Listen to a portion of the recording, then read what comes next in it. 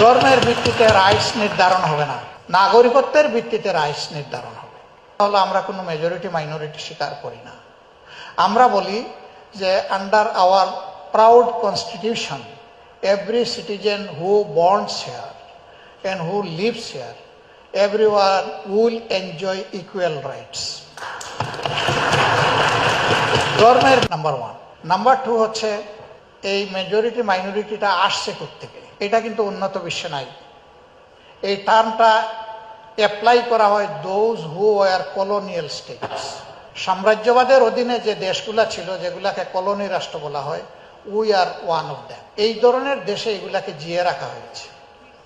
এইভাবে ধর্মে, বর্ণে, ভাষায় যদি মানুষের মধ্যে ফ্রিকশন এবং মুখামুখি থাকে, তাইলে আমরা কিভাবে একটা ঐক্যবদ্ধ জাতি করব? আমরা এই জায়গাটাকে সমতলে নিয়ে আসতে চাই, এই চিহ্নটা আমরা মিটাইয়ে ফেলতে চাই। এখানে পজিশনটা হতে হবে সেফ, সিকিউরড অ্যান্ড ইকুয়াল। আমরা এটা আশা করি।